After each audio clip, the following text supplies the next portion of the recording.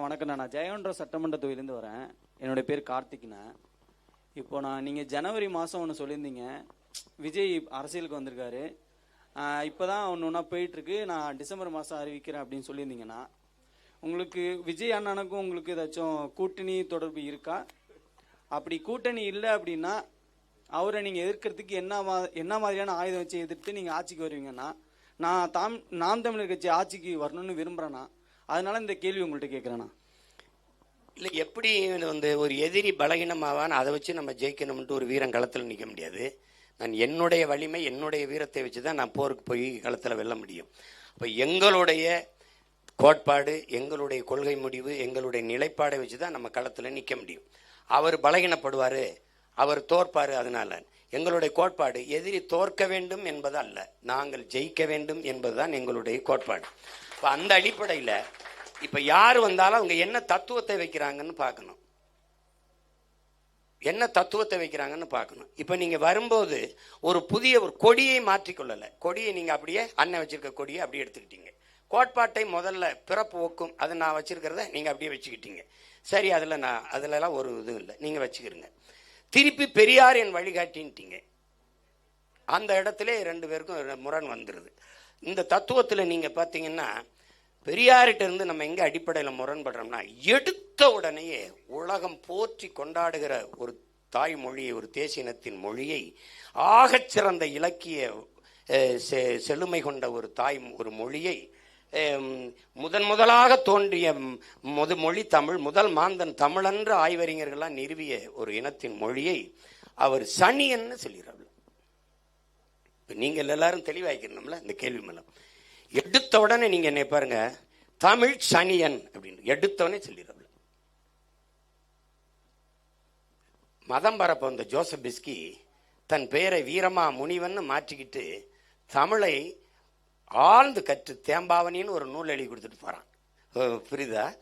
அப்படிப்பட்ட ஒரு மொழியை இவர் எழுதுங்கள், என் கல்லறையில் நான் தமிழ் மாணவன் இங்கு உறங்குகிறேன் என்று ஜி போப்பு சொல்றான். அப்படிப்பட்ட ஒரு மொழியை சனியன்னு சொல்லிடுறவள. காட்டு மிராண்டிகளின் பாசை, முட்டாள்களின் பாசை அப்படின்னு சொல்லிடுறாரு. அப்படின்னா என்ன சொல்றாரு, இந்த மொழியை பேசுகிறவன் இவன் காட்டு மிராண்டின்னு சொல்லிடுறாரு, இவன் முட்டாள்னு சொல்லிடுறவள. அடுத்து கேட்கிறாரு, உன் தமிழ்ல என்ன இருக்குன்னு கேட்கிறவள. இந்த கேள்வியில என்ன வருதுன்னா, என் தமிழ்ல என்ன இருக்குன்னு கேட்டா, பல தேசிய மக்கள் கூடி வாழ்கிற இந்த நிலத்தில் கன்னடர் வாழ்கிறார், தெலுங்கர் வாழ்கிறார், குஜராத்தி வாழ்கிறார், பீகாரியர் வாழ்கிறார், மராட்டியர் வாழ்கிறார், மலையாளி வாழ்கிறார். எல்லாரும் வாழும்போது உன் தமிழில் என்ன இருக்குன்னா, அப்ப கன்னடத்துல எல்லாம் இருக்கா அப்படிங்கிற கேள்வி வருதா இல்லையா? வருது. அப்ப தெலுங்குல எல்லாம் இருக்கா, இந்தியில எல்லாம் இருக்கா அப்படின்னு வருது. இப்ப இத்தனை மொழிவெளி மக்கள் வாழ்கிற போது அந்த மக்களுக்கு முன்னாடி என் மொழியை தாழ்த்தி பேசினா எனக்கு எப்படி வலிக்கும்னு பார்க்கணும். இந்த தமிழ் சனியன்னு சொன்னதோடு இல்லாம அதை விட்டு ஒழியுங்கள்னு சொல்லிடுறோம்ல. அதுக்கப்புறம் என்ன சொல்றாரு, தமிழோட ஆங்கிலம் கலந்து பேசு, தமிழையே ஆங்கிலத்தில் எழுது, வேலைக்காரி கூட இங்கிலீஷ்ல பேசு, இங்கிலீஷ படி அப்படிங்கிறப்பல. ஒரு இடத்துல அவர் சொல்றாரு, எனக்கு சமூக தொண்டு செய்ய வருகிற ஒருவனுக்கு மொழியபிமானம் கூடாது, தேசாபிமானம் கூடாது, இனாபிமானம் கூடாதுன்றப்பல. மொழி இல்லை, தேசம் இல்லை, இனம் இல்லை என்றால் சமூகம் எங்கிருந்து வரும்? அதுக்கு எதுக்கு தொண்டு எப்படி தொண்டு செய்வீங்க கேள்வி நமக்கு எழுது. மொழி அபிமானமே இல்லாத அவர் இங்கிலீஷை படிச்சுக்கிறார். அப்ப இங்கிலீஷ் அபிமானம் ஏன் வந்தது? தேசாபிமானமே இல்லைன்னு சொல்ற அவர் திராவிட நாடு கேட்கிறேங்கிறப்பல. அப்ப தேசாபிமானம் இல்லாத நீங்க திராவிட நாடு ஏன் கேட்டீங்க?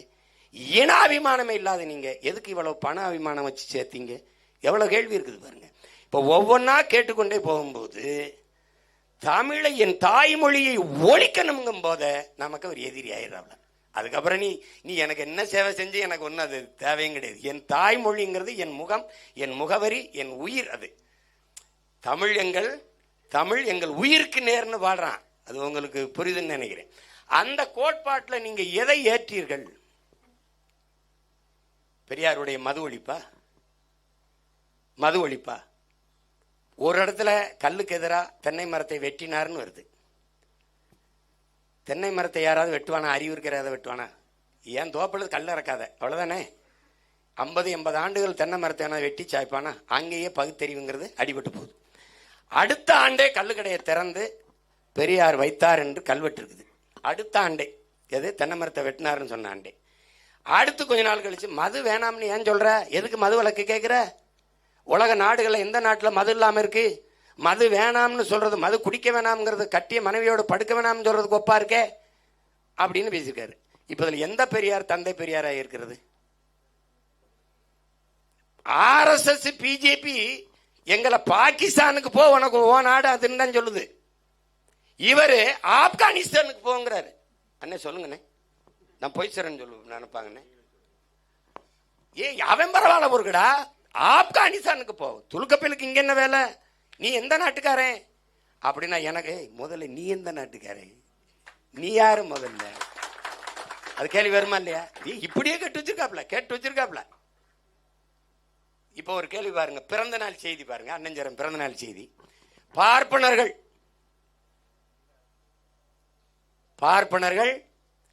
கிறித்தவர், பார்ப்பனர்கள் ஒரு எதிரி, பார்ப்பனர்கள் நம்மில் கீழான மக்கள், கீழ் சாதி மக்கள், கிறித்தவர்கள், முகமதியர்கள், இஸ்லாமியர்கள் நமக்கு எதிரிகள். இப்ப இதுல எல்லாரும் நீங்க ஆழ்ந்து கவனிக்கணும். பார்ப்பனர்கள் நம்மில் கீழான மக்கள், கிறித்தவர்கள், இஸ்லாமியர்கள் நமக்கு எதிரி. இந்த நமக்கு இருக்குல்ல, இவனெல்லாம் எதிரி உனக்கு. இந்த நமக்கு எதிரி இருக்குல்ல, இந்த நமக்கு யாருக்கு, நமக்கு யார், இந்த நமக்குள்ள யார் இருக்கா அண்ணே தம்பி புரியுதா? நமக்குள்ள யார் இருக்காப்பா? நம்மில் கீழான சாதி. நம்மில் கீழானதுன்னா நீ யார்? அப்போ ஒன்னில் கீழான சாதி எது? நீ எப்படி சாதிய விடுதலை பெற்று வந்தா, சமூக நீதியை காக்க வந்தா, எங்களுக்கு இது பேசணும். நம்மில் கீழான, ஒன்னில் கீழான சாதி இது எப்படி இருக்கு? அண்ணல் அம்பேத்கர் சொல்றாரு, நான் யாருக்கு அடிமை இல்லை, எனக்கும் யாரும் அடிமை இல்லை. இது கோட்பாடா? நம்மில் கீழான மக்கள்னா இது கோட்பாடா? சரி, பார்ப்பனன் எதிரி, நம்மில் கீழான மக்கள் யார் யாரு, அது கேள்வி. கிறித்தவன், இஸ்லாமியன் எதிரி. யாருக்கு எதிரி? அந்த நமக்குள்ள யார் இருக்கா? அப்ப இந்த கேள்விக்கு பதில் இருக்கா அவனுக்கு? இப்ப இதுக்கு பதில் யார் சொல்லணும்? வழிகாட்டி, கொள்கை வழிகாட்டின்னு வந்தாருன்னா அவர் சொல்லணுமா இல்லையா? அண்ணா என்னன்னா சொல்லணும். இப்ப அதான முக்கியம். இப்ப நீங்க திராவிட இயக்கத்தில் இருக்கிற தலைவர்கள் எல்லாம் பாரு, கள்ளக்காதல்னு சொல்லக்கூடாதுன்றாங்க. காதல் என்னங்க? கள்ளக்காதல் நல்ல காதல், அது திருமணம் கடந்த உறவு அப்படிதான் சொல்லணுங்கிறாங்க. இந்த கோட்பாட்டுக்கு 1971 நினைக்கிறேன், 71 தானடா தம்பி, சேலம் மாநாட்டில் ஒரு 3வது தீர்மானமா போடுறாப்புல, கணவன் இருக்கும்போது மனைவிக்கு வேறொரு ஆண்மகனோட விருப்பம் ஏற்பட்டால் அந்த ஆண்மகனோட போய் இணைந்து அவர் உறவு வைத்துக் கொள்வதில், தொடர் வைத்துக் கொள்வதை குற்றமாக கருதக்கூடாது. சேர்ந்து வாழ்றத குற்றமாக கருதக்கூடாது. ஒரு முற்போக்காளன், ஒரு சீர்திருத்தவாதி பிடிக்கலைன்னா அவரோட இருந்து, ஏமா நீனும் வாழாம அவரையும் வாழாம மனமுறிவு பெற்று உனக்கு பிடித்தமான ஆண்மகனோட போய் வாழ்ந்துக்கங்கிறது, சட்டப்படி மனமுறிவை பெற்று வாழ்ந்துக்கங்கிறது சமூக சீர்திருத்தம், முற்போக்கு, மாறுதல். புருஷன் இருக்கும்போதே இன்னொருத்தனோட தொடர் வச்சுக்க, அதை குற்றமா கருதாதேன்னு பேசுறது எப்படிப்பட்ட சமூக சீர்திருத்தம், எப்படிப்பட்ட பெண்ணிய உரிமைங்கிறத நீ தான் பேசணும். புரியுதா? இப்படி கேள்வி கேட்டே போனேன்னு வச்சுக்க, இதுவே ஒரு 40 மணி நேரம் ஆகும்.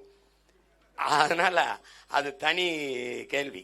அதனால நீ என்ன தத்துவத்தை எடுத்து வச்சு வாராய்ந்தான். நீங்க தமிழ் என்று பேசல, தமிழர் என்று பேசல, மொழி இனம் என்று நம்மை பிரிப்பார்கள்னு பேசுறாப்ல.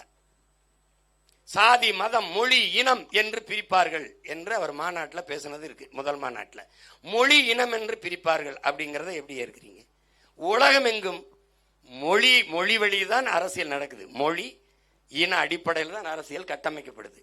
அதை போய் நீங்க இப்ப இந்தியாவே இத்தனை மாநிலங்கள் பிரிக்கப்பட்டது சாதி வழியோ மத வழியோ அல்ல, மொழி இன அடிப்படையில் தான் இத்தனை மாநிலங்கள் பிரிக்கப்பட்டிருக்கு. அப்படின்னா அந்த மொழி வழிய மாநிலங்கள் பிரிக்கப்பட்டதை நீங்கள் ஏற்கிறீர்களா, எதிர்க்கிறீர்களா?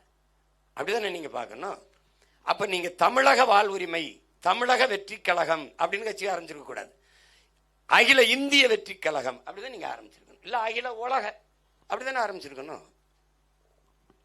உங்களுக்கு புரியுதா? அப்ப எந்த ஒரு அரசியலும் அந்தந்த தேசிய இனத்தின் மொழி, கலை, இலக்கியம், பண்பாடு, வழிபாடு, அவனுடைய நிலம், வளம், மக்களின் நலம், இந்த அடிப்படையில் கட்டி எழுப்பப்படலைன்னா அந்த அரசியல் அது சரியான அரசியல் அல்ல. அந்த அடிப்படையில் தான் அவர் கோட்பாடு வேறையாயிருச்சு, நம்ம கோட்பாடு வேறையாயிருச்சு. இப்போ அதை பற்றி பேசி நமக்கு பயன் இல்லை. கச்சத்தீவில் என்ன உங்கள் நிலைப்பாடு? காவிரி நதிநீர் உரிமையில் என்ன நிலைப்பாடு? மொழி செத்துருச்சு, தமிழ் செத்துருச்சு, அதை மீட்டுருவாக்கம் செய்கிறதுல உங்கள் நிலைப்பாடு என்ன?